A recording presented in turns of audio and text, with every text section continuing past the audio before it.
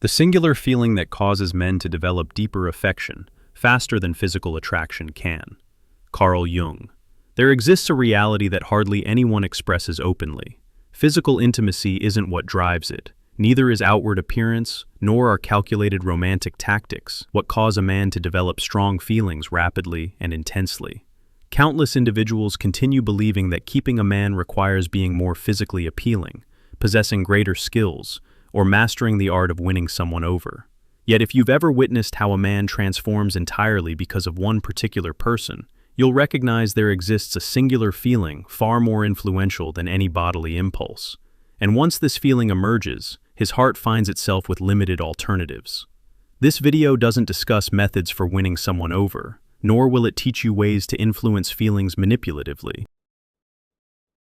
What you're about to discover represents a distinctly different viewpoint, one that goes deeper, remains more authentic, and directly addresses male psychology, a feeling that causes them to lower their protective barriers, stop fleeing, and begin forming bonds organically without requiring pressure, without requiring calculated plans.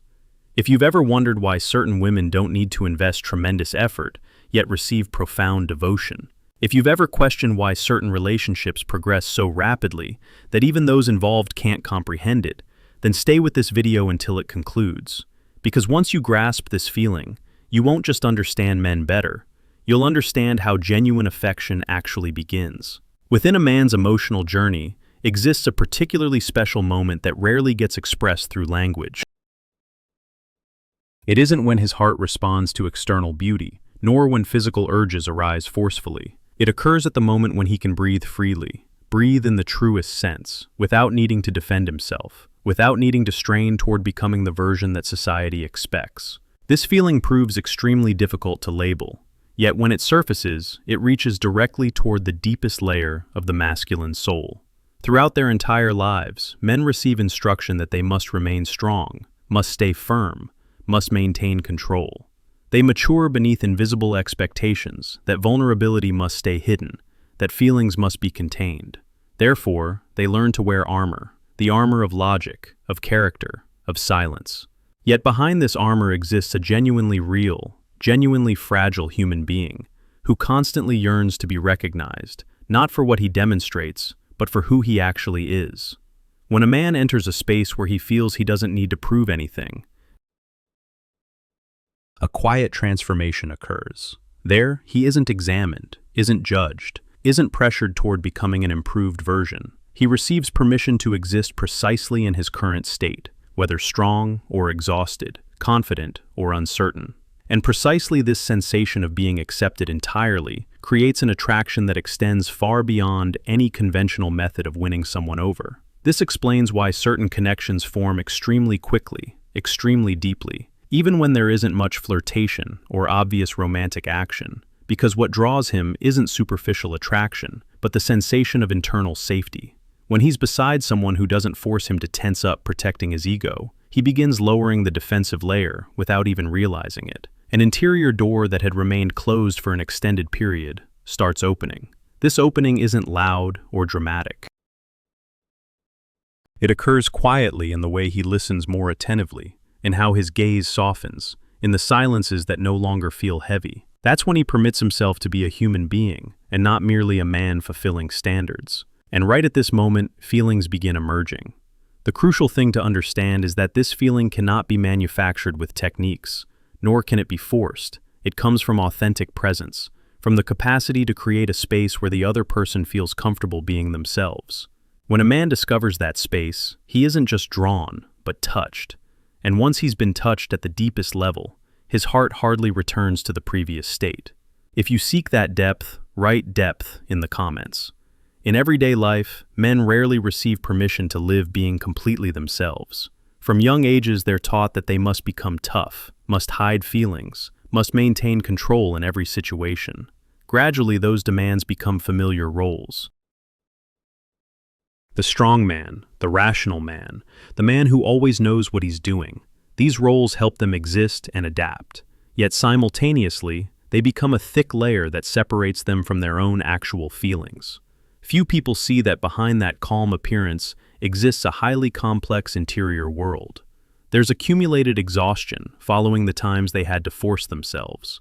There's confusion when they're not certain they're heading in the right direction. And there are fears that have never been named.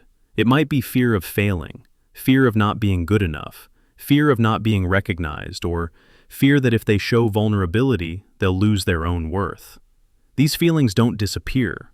They're merely pushed deep inside and quietly affect how men develop affection, form connections, and maintain distance.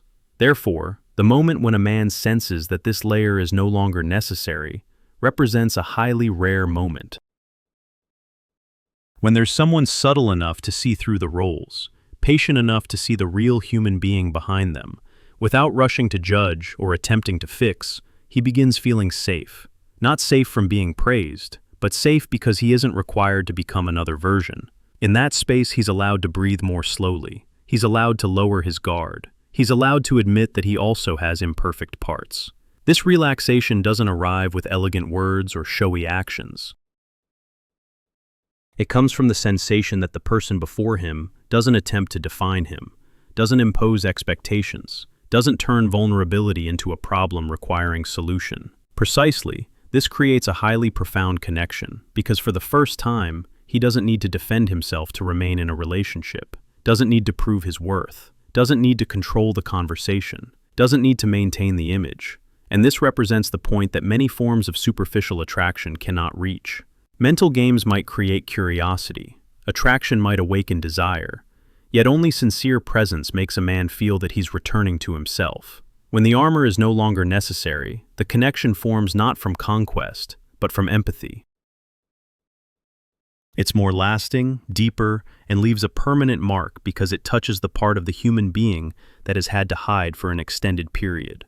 A particular type of safety exists in affection that cannot be constructed with firm promises or long-term plans. It isn't loud, doesn't need declarations, and doesn't demand any immediate commitment either. This type of safety appears extremely quietly, almost imperceptible in the first moment. Yet once formed, it seeps deeply into a man's feelings in a highly organic manner. It's the sensation of being seen, not being examined, but being understood.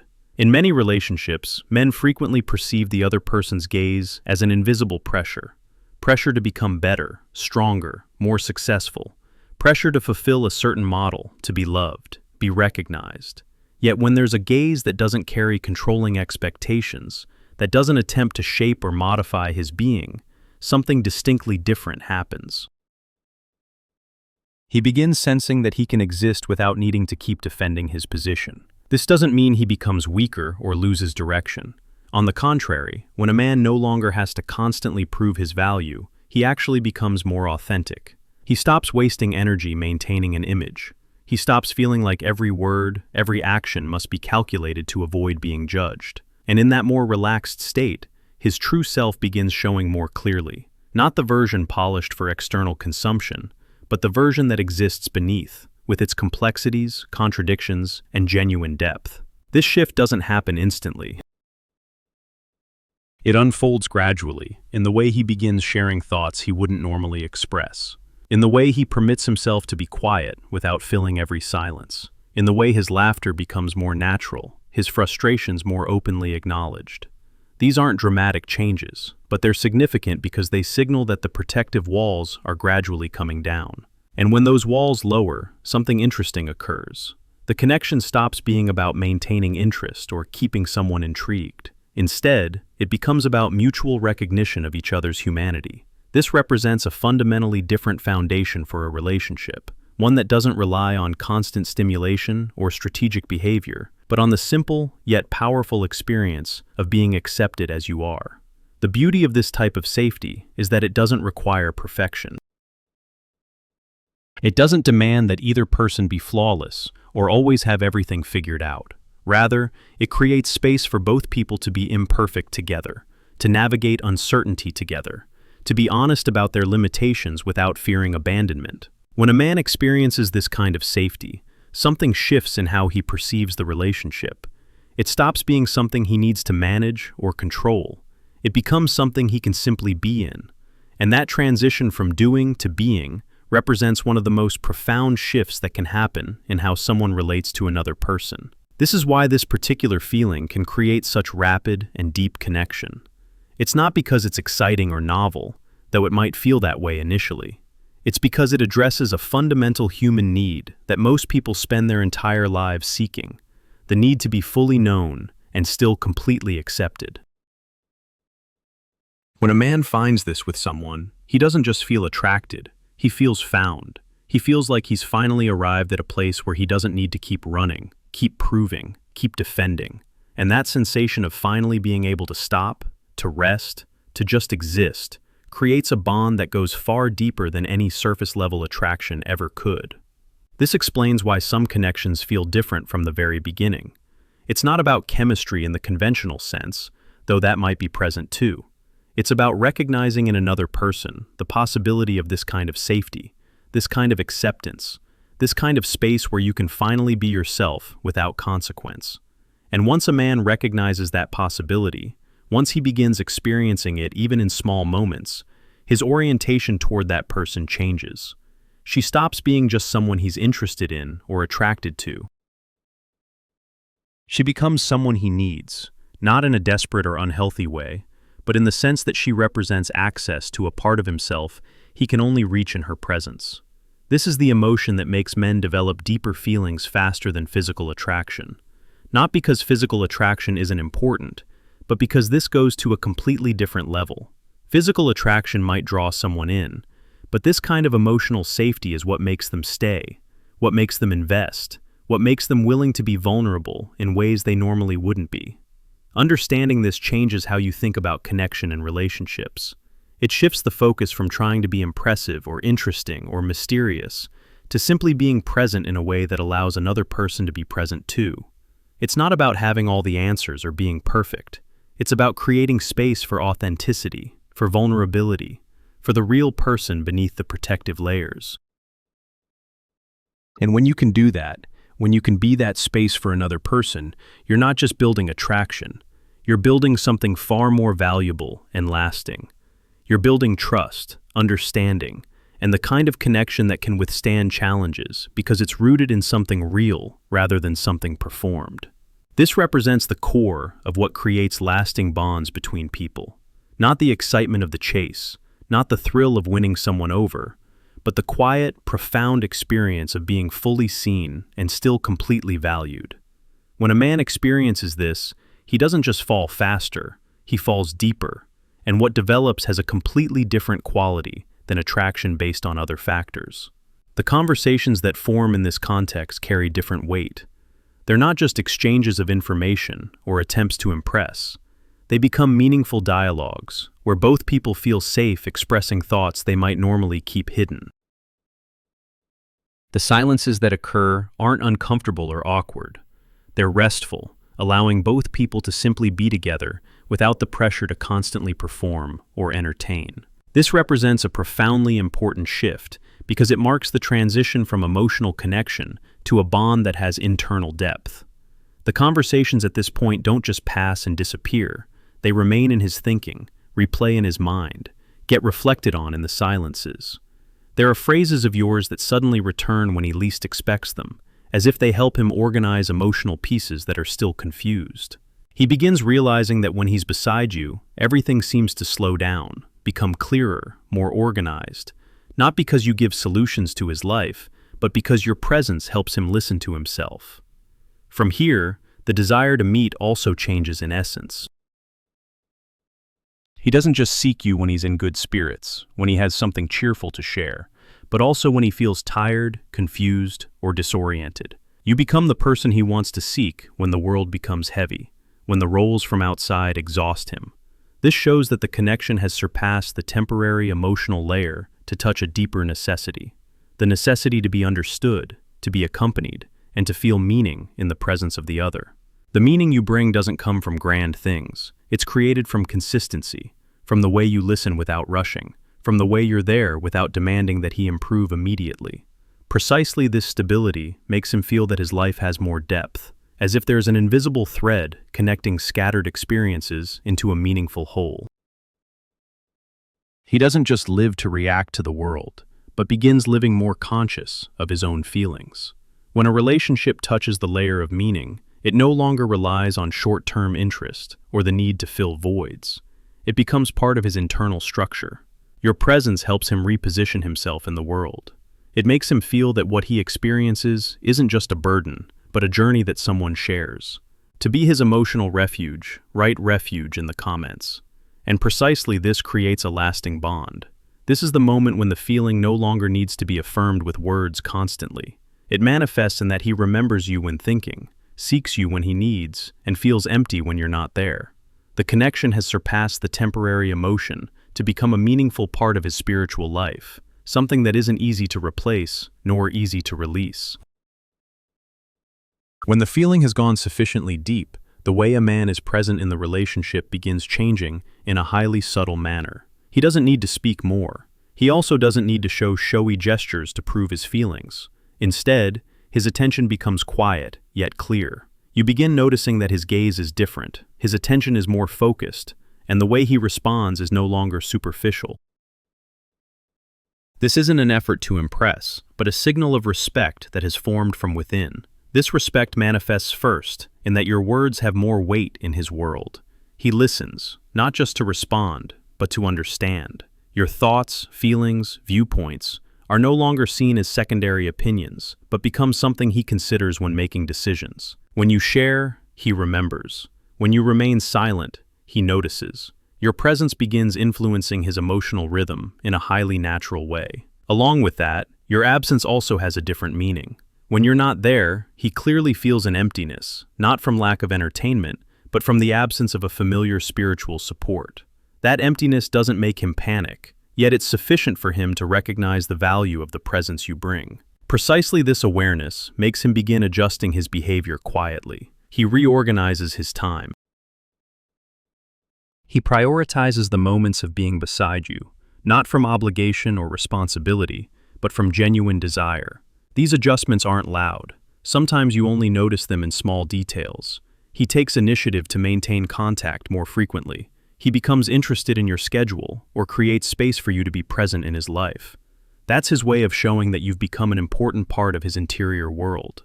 It's worth mentioning that this prioritization doesn't come with pressure. He doesn't feel that he's obligated to sacrifice himself, but rather feels that dedicating time and attention to you is something natural. Because when a person becomes emotional support, prioritizing them is no longer a conscious choice, but a reflex that arises from the bond. He doesn't prioritize you because he should, but because not doing so would create a lack. This quiet respect and prioritization is one of the clearest signals of a mature connection. It isn't loud, doesn't demand external recognition, yet it's extremely solid. When a man gives you attention with depth, adjusts his life to have space for you, and clearly perceives your absence, that's when you're not just loved, but also valued. And that valuation is the foundation for a lasting relationship, where the feeling doesn't just exist, but is nourished by meaningful presence. There's a highly subtle truth in a man's journey of developing affection. What makes him vibrate more rapidly isn't found in possession or physical closeness, but in the sensation of being accepted completely in his deepest form. When he's beside someone where he doesn't need to hide his dark corners, doesn't need to force himself to be stronger than he truly is, doesn't need to raise the familiar defensive layer, a quiet yet intense transformation begins occurring. That's the moment when he feels he can exist as himself, and the feeling forms almost without being able to resist it.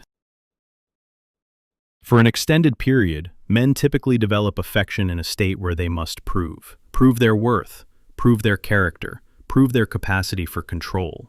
Even in affection, they easily confuse desire with connection, conquest with bonding. Yet when they encounter someone who makes them feel lighter, not because they're pampered, but because they're understood, a distinctly different type of feeling appears. It's no longer the temporary excitement of the body, but the profound vibration from within. The sensation of being accepted in the deep layer doesn't come from affirmations or superficial admiration. It comes from the way you're present, without rushing to judge, without attempting to change, without imposing an ideal image over his person. When he realizes that his incomplete parts don't make you withdraw, but rather are received with calm, a highly profound door within him opens.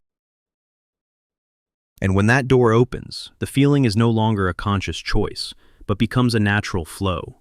The important thing is that this feeling doesn't have a controlling nature. It doesn't bind, doesn't demand, doesn't make him lose his being. On the contrary, it brings the sensation of being liberated. Liberated from the pressure of becoming someone. Liberated from the fear of being rejected for imperfection. Liberated from the internal loneliness he had grown accustomed to carrying. When a man feels liberated in your presence, affection is no longer a burden, but a place he wants to return to. Precisely this liberation makes the feeling develop more rapidly than physical vibrations, because the physical can attract, yet only the soul keeps people. When he feels he can live authentically, speak authentically, and exist authentically beside you, he doesn't just develop affection for you, but also develops affection for the sensation of who he becomes when he's with you. And that sensation is extremely difficult to replace. The affection that forms from here isn't loud, doesn't need loud declarations, yet has profound resistance. It doesn't rely on possession, but on accompaniment. It doesn't rely on temporary desire, but on long-term acceptance. And when a man develops affection from that deeper place, the feeling doesn't just arrive quickly, but also has the capacity to remain for an extended period.